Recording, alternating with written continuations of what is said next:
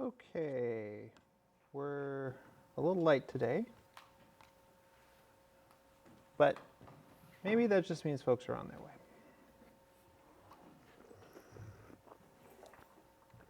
How's everyone doing? Don't know, no idea. Thumbs up. Yogurt. Yogurt is a way to be. I've no events to announce this week. Anybody have anything they want to announce? Something your club is doing, some other organization?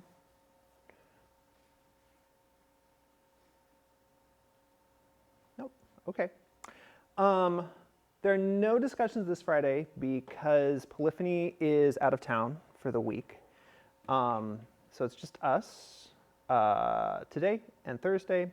No discussion section on Friday.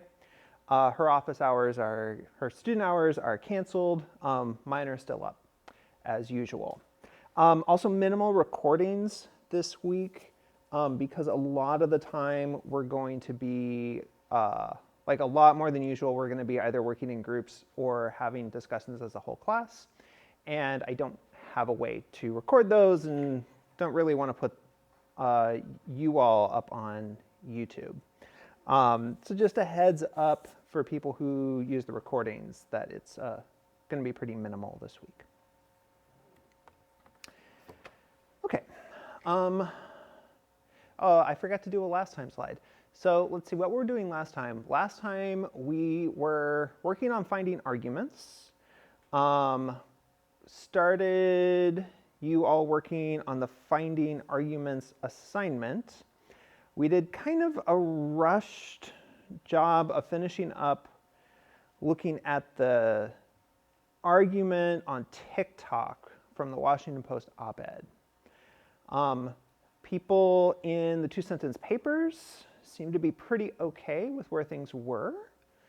I don't think I saw, there were a lot of interesting questions in there, but no recurrent questions that I can recall. Does anyone have any leftover questions from looking at finding arguments from last week? Or that was really the end of the first unit. Learning about premises and conclusions and constructing argument maps, objections versus opposing arguments and replies. Does anyone have any questions about any of those things? Okay, very good. And another thing I forgot to do because yesterday was really busy and I had like 30 minutes to put the slide deck together. I think most folks are finished with all of the assignments for Unit 1. Well, no, I need to rephrase that more precisely. So let me pull the modules up. Okay, so to finish Unit 1 and be able to move on to other stuff happening in the class, you need to finish, these were one module, I split them up into two. So this module with 2 quizzes, first on premise conclusion form and the second quiz on argument maps, and then this other assignment on finding arguments. Currently, the finding arguments assignment is due this Friday. On Thursday, we'll check in if you all need more time. But that one, I don't expect people have finished yet. These two here, the 2 quizzes on premise conclusion form and then argument maps, only about half of people have finished both of these. It's not like an emergency. You need to drop everything and get both of these complete. Because you'll be able to work on these other things for now, and then the argument by example argument analysis won't even be on the board for a couple of weeks. So it's not that if you haven't completed these 2 quizzes yet, you're like way behind and need to drop everything and catch up. But you don't want to let these things sit, and I mention it because I kind of suspect some people have forgotten that they have to complete these things still, okay? So if you are not sure, Basically, you can look to see if you can take these again. If you haven't passed them yet, you will be able to take them again at this point. And you can also, if you view this as a student, so the test account here has completed the first quiz, the rules 1 through 3 premise conclusion form quiz. So they have a check mark over here on the right in the modules view, but they haven't completed the argument maps one yet. So they have this, I don't know, no-go symbol or something like that, indicating it's not yet complete. I don't think I gave the test student access to try this again, so I can't go in, but you should be able to if you haven't passed this yet. I do think I have that set up for everybody. Okay, are there any questions about that? And again, it's not an emergency, but don't let these sit for longer than, say, a week, because you'll probably forget about them, and then you'll come to do argument by example, and it'll still be locked because you haven't finished that yet. Okay. Good. Any questions about any of the course logistics stuff? Okay. So I wanted to put this resources slide up so that you have quick ways to get back to various particular resources that you might want to take a look at during your discussions this week. This is a link to the Google Doc, which almost everybody filled out. Thank you so much for sharing your thoughts here. They were generally really thoughtful. And I encourage you all to take a few minutes sometime this week and look to see what your classmates have written if you haven't done that already. There's really interesting stuff in there. You can link to the reading assignment, the 2 essays I asked you to read, and then the original version of the levels of AI usage thing if you wanted to take a look at this version. Okay. So you got these resources here on this slide. So what are we up to this week? If you look at the syllabus right now, what you'll see under the LLM policy are those bullets up at the top. In the context of this class, LLMs tend to give shallow and unreliable answers. Mainstream commercial LLMs cannot access the course textbook. If you've used these on your own machine, there's ways that you can get around the barriers that I have set up around the textbook. But say ChatGPT can't access the textbook, and actually if it tries, it gives you a bunch of information about fairy shrimp, like the animal. Currently, you're not allowed to use LLMs with work that you do not submit. So if you want to use it for help with note-taking, that's totally fine. But for any submitted work, you're not allowed to use LLMs unless explicitly given permission to do so, like in the preparation for this week, where I asked you to have ChatGPT generate a summary. And violations of this policy can be treated as academic misconduct. Okay, so this is just sort of a generic ban that I put in to the syllabus to get us started. Our goal for this week is for you to replace this with your own class policy. So you all are going to decide what the policy for this class for the rest of the semester is when it comes to the use of LLMs. I get a little bit of veto power, but I try not to exercise it too much. I'm actually going to move these back to the resources slide because they're definitions of terms. There we go. Just as a reminder, I typically use the term LLM, large language model, which includes things like ChatGPT, Claude, Gemini, and DeepSeek. These big platforms for generating text. The Illinois State taxonomy, levels of AI usage, uses the term Gen AI, which is short for generative AI model, which includes all LLMs other smaller text generators that maybe like some of the computer science folks have encountered. And then also things like image and video generators. So like DALL-E is an image generator that falls under generative AI. It's not a large language model. It's about generating images.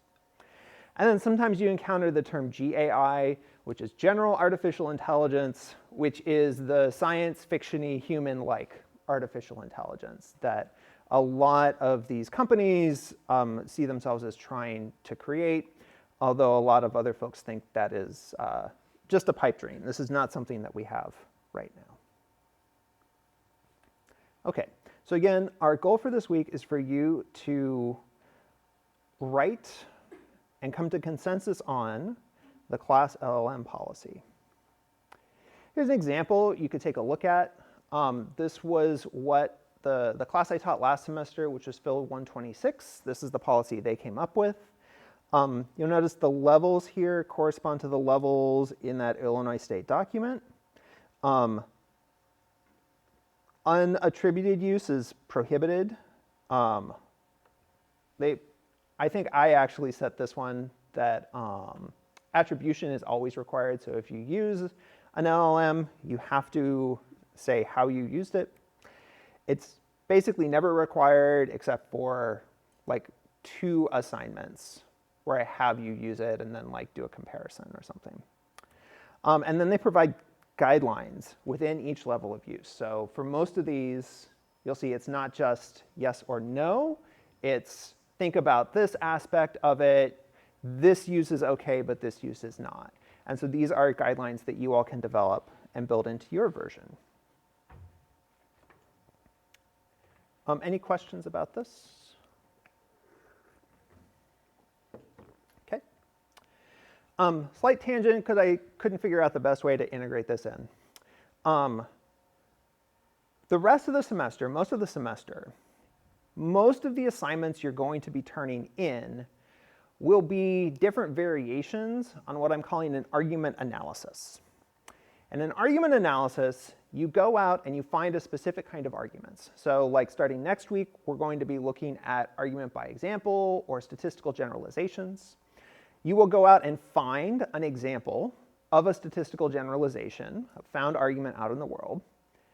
Or maybe sometimes you can write one yourself, or maybe you can use an LLM to generate one. That will be a possibility that you all might consider this week. So you go out and find a specific kind of argument, you put it in premise conclusion form, and we'll have templates that you will use for these specific kinds of arguments. You'll assess the premises using specific rules we provide for that kind of argument, develop an objection and reply primarily based on your assessment of the premises, and then draw an argument map for the whole thing. Okay. So this kind of assignment, I think you will be doing something like 4 to 8 of these, depending on whether you're going for an A over the course of the semester. So this is the primary assignment you're going to be doing. To start our conversation, or to get you all starting the conversation, I'd like you to take a few minutes at your groups to think through this assignment design and talk about how it's similar to a traditional paper or the kind of essay that Lamont and Watkins were talking about. How is it different from a traditional paper assignment? And then how well the arguments from Lamont and Watkins apply to it. So this is just to get you starting to think about how relevant the readings for this week are to the particular kind of assignment that you're going to be doing a bunch of the rest of the semester. Any questions about what I'd like you to talk about? Okay. So it is about 1/4 after. We'll probably go until, we'll probably go about 10 minutes on this one.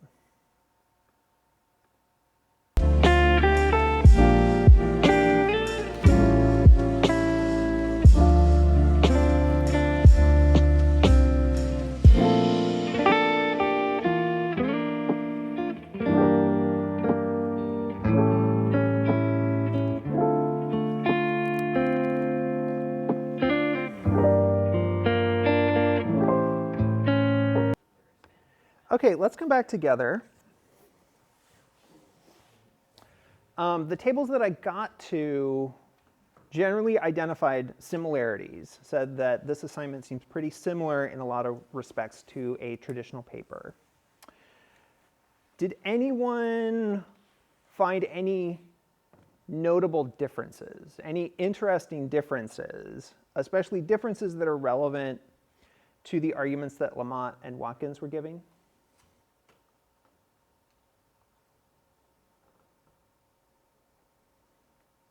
Duncan? Okay. Somebody else? Any interesting differences between this and a traditional paper that might mean what Lamont and Watkins were talking about aren't really relevant? Ayush, was that a hint? Well, I kind of changed my mind, but yeah, I think there's an argument map for the whole thing. That's like the big difference between like a normal argument and an Okay. essay and this assignment. I don't really think it makes the arguments from Watkins completely irrelevant Okay. because, yeah, it seems like you still need to make a rough draft and you still need to think about how the argument works in order to make the map. So, yeah, I feel like their argument is still pretty relevant. Okay. Still shouldn't use LLMs too much. So, especially what Lamont was saying about like creating a first draft that lets you think things through is really important here, and just tacking on an argument map at the end doesn't make a big difference in that respect. Okay, Duncan? So I would constitute that the largest difference between writing a first draft of an essay or of an article, Uh-huh. for example, they use food reviews here, but creative works and less formal, evaluations of an argument, which are common in essays. Okay. Those both have more leeway when it comes to the expression of a concept.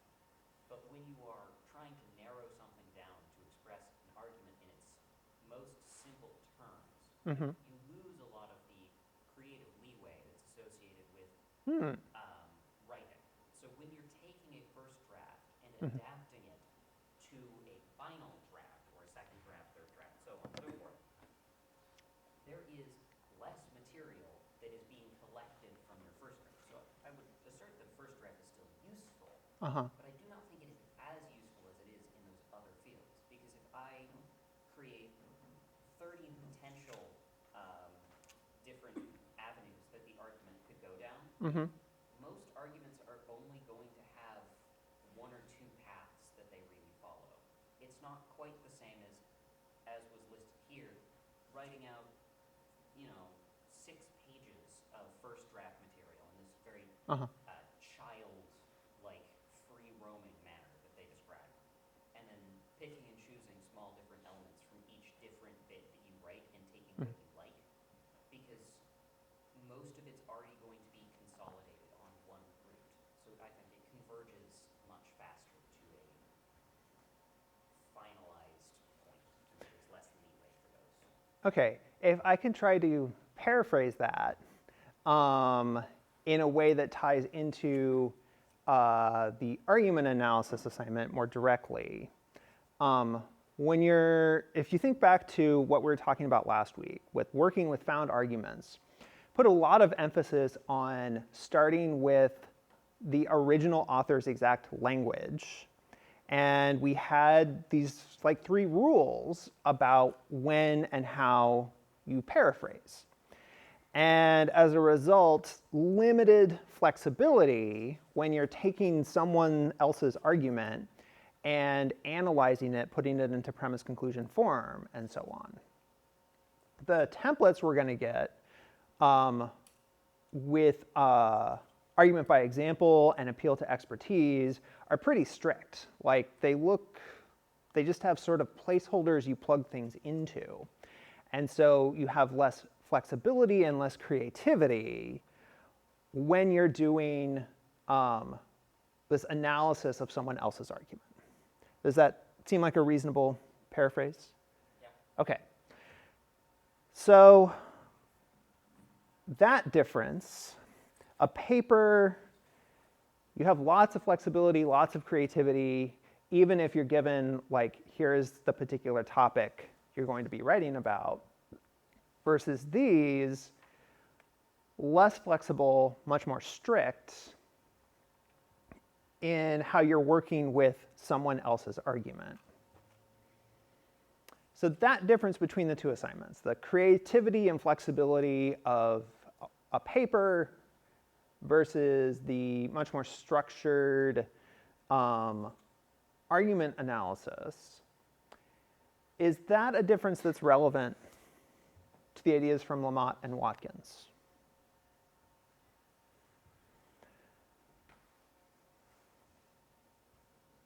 I know what you think. I want to hear from somebody else. So thinking about, say, Watkins' Boston Marathon argument. Can someone remind us what that argument says in a couple words, in a sentence or two? What is the Boston Marathon argument? Elizabeth. I think it was basically saying that writing a first draft is like running a marathon. You know, you go through all of the trials and tribulations and hardships Yeah. of doing that and figuring out how to get to your end goal. But using an LLM basically just picks you up from the start line and puts you at the finish line without any of the struggle it takes to write the essay or run the marathon. Yeah, good. So using an LLM to write a paper is like skipping ahead to the end of the Boston Marathon because you're skipping the hard work. You're not gaining all the benefits that come from training yourself and the running the marathon the achievement that it is if you just skip to the end. So an LLM, similarly, if you use an LLM to do your whole paper, you don't get the benefits of actually doing the work towards the paper.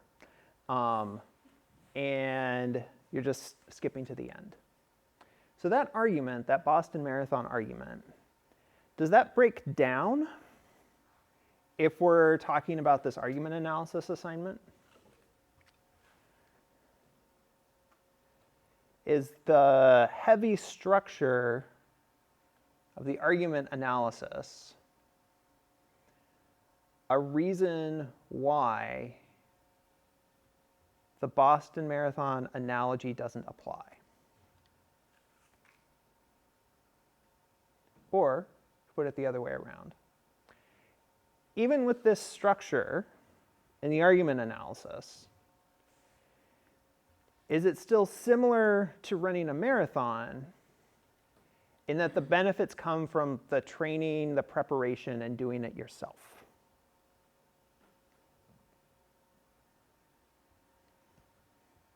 Devin? I think it still applies because you're still thinking about the argument and the steps you have to go through. Mm-hmm. You're still, when you assess the premises, you're assessing it and not relying on something else. And you're going through the mental hoops to do the work. Uh-huh. I think if you use an LLM, you're still cheating yourself out of the work that is put into something like this. Okay, so you're saying maybe like the benefits aren't exactly the same as writing a paper, but this is still something where the benefit from doing the assignment is you doing the assignment, going through all of the steps and doing this analysis. Okay. Anyone want to argue the other side?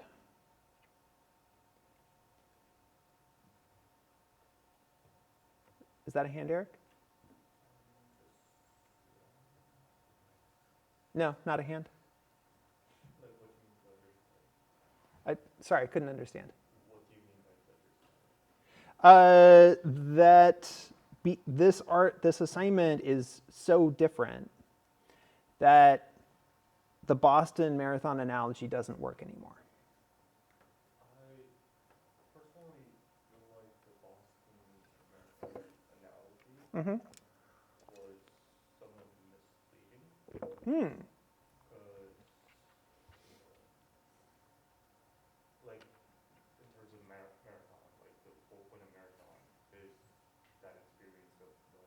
Okay. And it's basically saying like, because it's, we're doing the marathon work experience and running, like we shouldn't be, I don't know, like cheating, like riding on a car or something like that. Mm-hmm. But also, that only works on that specific circumstance. In other cases where the point is to get from point A to point B, Okay. using a car, in this case using generative AI would be a lot more effective. So I feel like that Boston Marathon analogy was a philosophical approach rather than a more direct, more real-time approach. Okay. So you're saying the Boston Marathon analogy works where the point of the activity is like preparing to do the activity. It's the value of running a marathon is all of the training and preparation you do to run the marathon. So I felt like Yeah. it was structured that way specifically in Okay. order to mislead the sort of like the point innocence. Okay. And so then you're saying LLMs, when your point is just to get from A to B, when your point is just to generate this text output and it sort of doesn't matter where it comes from, then LLMs make sense? Can you elaborate more? So maybe like a really popular use of LLMs is to write code. And maybe in a lot of cases, it doesn't exactly matter who writes the code, just so long as it gets written and it runs, it does what it's supposed to. And so in that case, the value of writing code isn't in the work you do to get up to that point, it's just, does it work? Yes. So that's just getting from A to B, it doesn't matter how case. I would say so. Okay. Especially like coding. Coding, I would say, is very different from writing a different sort of real essays. Mm-hmm. Because code is strictly about efficiency. It's not about the art or, it's not about the art of like how beautifully, how creatively the code is written. It's just about like, even if it's something that's more creative, if Uh-huh. what we've been using is more efficient, we gotta go with that. Okay. I mean, you say that, but I'm pretty sure if I showed some of the code I've written to the average professional programmer, I would get thrown out a window. I did not understand what There's an art form to it, and man, I am not making art. Devin. I just want to bring up a point, like with the code thing. Uh-huh. I don't like necessarily entirely disagree, but like if you're at a job and you use an LLM and you don't understand how the code works and you just found it and it doesn't work and the boss is like, hey, you need to fix this, and the LLM isn't able to figure out how to fix it, but because you skipped the experience of learning, you could be stuck because you don't know how it works, or somebody might not. You might. I actually should have elaborated on that a bit, because I am saying that LLMs are very effective in getting from point A to point B Mm-hmm. As a tool. as a tool. Yeah. So like you can't just say, a tool is bad. You can't just say a screwdriver is bad because you can kind of stab something with it. It's literally a tool. Like understanding it and learning the mechanism of how it works, I feel like it's a whole different story. Mm-hmm. But like getting the result, I feel like that's another story. Okay. Mindful of the time. So Eric, would you say that this argument analysis assignment, is this more like running a marathon where the value is in the practice and the preparation? Or is this more like coding or just taking a long trip where you're just trying to get from A to B and it doesn't matter how? I mean, you can make a running analogy. I asked Eric. Grocery store. I guess it is more like a marathon. Say that again? I guess it is more like a marathon. Okay, so even though LLMs can be appropriate for like coding in some cases, Actually had a very interesting conversation with the chair of CSE once about like that is not the way they think about coding. They're actually very concerned about CSE majors using LLMs. But say, in the tech industry, they care about just generate the code, it doesn't matter how, with some kinds of qualms that Devin was raising. This argument analysis is still closer to an essay or closer to a marathon in that the value is in you doing it rather than just generating some output. You agree with that? Okay, good. This is super interesting, but I'm afraid we have to move on. Okay, so now we've had kind of an opportunity to think about this argument analysis assignment that you all are going to have to do several times, and the applicability of the ideas that you read from Lamont and Watkins. So started to hopefully get some juices flowing for thinking about when and how it's appropriate versus inappropriate to use LLMs on this kind of assignment. I wanted to quickly go over the different levels of LLM use in this taxonomy that I didn't come up with, but it's this nice taxonomy from some folks at Illinois State, which I sort of represented here as like a pyramid from something like the lowest use of LLMs to the highest, the most extensive, even though it's the top of the pyramid, so it's small. Don't worry too much about the analogy. At the bottom, the lowest level is organization and summarizing. Students will create their own original work without the use of generative AI. However, use for personal efficiency, like summarizing notes and readings, is acceptable. Just above that, brainstorming and idea generation. Students can consult generative AI as a tool for brainstorming or idea generation, but are expected to create their own original work without the use of generative AI. Level 3 is feedback. Students create their own work, then use generative AI as a tool to provide feedback on their work. Expected to use feedback to conduct their own revisions, so any work submitted should be generative AI supported, not generative AI created. Then level 4, co-creation and revision. Students can use generative AI to develop drafts or outlines of their work, but are expected to carefully edit and revise as appropriate for the class. And then level 5 is unrestricted use. You still have to say when you're using an LLM, but use it however you want. So this would be, you can take the instructions, you can take some other materials, you dump it in, it gives you a whole paper and you can turn that in. That would be allowed under level 5. Are there any questions about what any of these levels mean right now? I imagine some more questions will come up, but for now, are there any questions? For level 4, Uh-huh. you gave it I don't know. If you gave it an intro and asked it to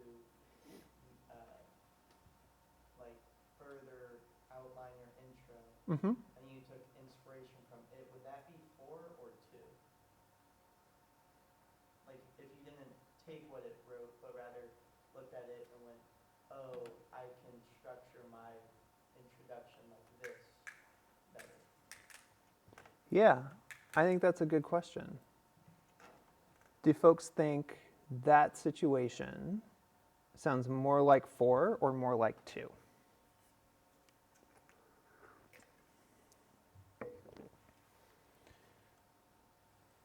think that depends on your intent, really. Okay. Regardless of whether you ended up using the exact output that the AI provided. Mm-hmm. What you asked it for was, can you continue this for me? Not, can you give me ideas to continue this? Rather than whatever you happened to end up creating, your intent was to use it at level 4. So I suspect if we are picking what categories we are restricted to, Mm-hmm. if you attempt to use something at level 4, you're already in violation of the rules, unless level 4 and 5 are both permitted. Mhm. or 4 or 5. Okay. Other thoughts? Yeah. I think if you're just doing an outline, you still have to do like most of the essay. Okay. You have to do a lot of thinking. Mm-hmm. So I think that that would probably be good because it's just like it's just trying to get like a more complete form. You probably understand where the essay has to go. You're just Mm-hmm. trying to get like a more concrete form of that. So I think that's more because you're still writing all the words that you don't have to use. So level 2, if what you're getting from Devin's prompt are like bullet points or short phrases, that's level 2. If it's more like sentences to paragraphs, that's closer to level 4. Is that the idea? Yeah, I think Okay. if it's something you can use and Okay. Good. So I want to make sure, yeah, we should have about 20 minutes to do this. Good. That should be enough time. Okay. So now to put these pieces together.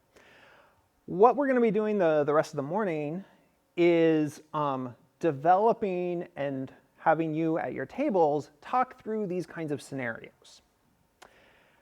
We're going to be focused on the argument analysis assignment, so I put the elements of that up at the top. What I would like you to do is brainstorm as a table 3 to 5 ways someone might want to use an LLM on this assignment. If you're having trouble coming up with ideas, you might think about particular steps and how an LLM might potentially be used on that particular step. But 3 to 5 ways someone might want to use an LLM on this kind of assignment. It is totally fine if they are bad uses. It can also be things where you're not sure if they're appropriate uses or not. I want you to classify each use as level 1 through 5. So like we were just talking about. So Devin had a suggestion, and we were saying, is it level 2 or is it level 4? I want you to figure that out. Then answer this question, is this an appropriate or an inappropriate use? Do you think this should be allowed or prohibited, or allowed but only under certain conditions? And give a short argument, 1 or 2 sentences, to justify whether it's appropriate or inappropriate. And then add it to this spreadsheet here. So you can see I did a couple of examples for you. Using a tool like Grammarly to check for grammar errors on a draft. This is feedback. So I gave it level 3. And it seems to me like this is an appropriate use under certain conditions. Namely, if you go to Grammarly, and I checked this yesterday, they have like a panel you can bring up labeled Write with Generative AI. And there's similar features elsewhere on the site and on other similar grammar checking sites. If you don't use these, then in its ordinary mode, Grammarly works like a traditional spell check or grammar check, and those are totally appropriate. So this is a short justification for why it is appropriate, under the condition that you don't use the LLM feature, that you can use Grammarly for feedback. At the other end, just copying and pasting the instructions, that is unrestricted use. That is not appropriate because of Watkins' Boston Marathon argument. Okay. So I've given you these 2 examples, and you can just do these drop downs to fill things in. And I'm going to leave it there so you get at least a little time to work on this morning. Are there any questions about what I would like you to do for the rest of our time today? Yeah, Devin. You want us to put in the scenarios sheet what we think somebody might use an LLM for this assignment. Okay. Yep. Yeah. So you do that description of how someone might want to use it, appropriate or not, and then fill in the drop downs, any conditions if you think yes with conditions, and then a short justification for why appropriate or inappropriate. Okay? This assignment through an LLM to generate projections using LLM. You can do that. Okay, we got 15 minutes or so we can at least get a few of these. Oh, I'm actually going to stop the recording here because we're probably not going to have time to talk at the end.